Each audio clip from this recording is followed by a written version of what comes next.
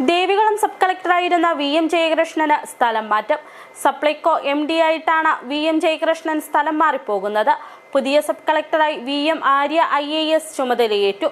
നീലക്കുറിഞ്ഞി survey, ചക്രമുടി കയ്യേറ്റം എന്നീ വിഷയങ്ങളിൽ നിർണായകമായ ഇടപെടൽ നടത്തിയാണ് ജയകൃഷ്ണൻ ദേവികുളത്ത് നിന്ന് പടിയിറങ്ങുന്നത്.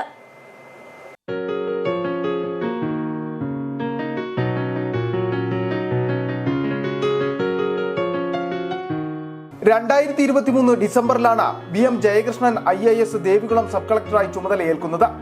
ശാന്തമായ സ്വഭാവവും അർപ്പണബോധവും ആളുകളോടുള്ള സ്നേഹസമ്പന്നമായ ഇടപെടലുമാണ് MV ജയകൃഷ്ണൻ എന്ന IAS-കാരനെ വ്യത്യസ്തനാക്കുന്നത്.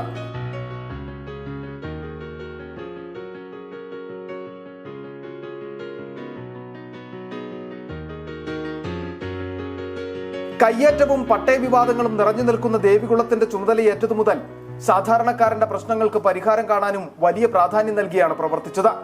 ഒപ്പം കയ്യേറ്റങ്ങൾക്കെതിരെ കർശന നടപടികൾ സ്വീകരിക്കുന്നതിനും നിലപാടെടുക്കുകയും ചെയ്തു. അദ്ദേഹം ഒപ്പുവെച്ച അവസാന ഫയലും അതിനുദാഹരണമാണ്.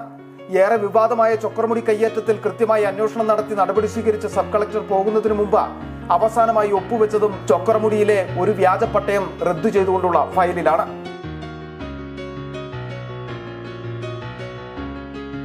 ഇതോടൊപ്പം ഏറെക്കാലമായി വിവാദമായി നിന്ന വട്ടവടയിലെ നീലക്കുറിഞ്ഞി ഉദ്യാനത്തിന്റെ അതിർത്തി നിർണയം റവന്യൂ മന്ത്രി നേരിട്ടെത്തി ഉത്തരവാദിത്വം ഏൽപ്പിച്ചതു മുതൽ 15 ദിവസം കൊണ്ട് ഡിജിറ്റൽ സർവേ പൂർത്തിയാക്കിയെന്നതും വട്ടവടയിലെ കർഷക ജനതയ്ക്ക് ഏറെ ആശ്വാസം.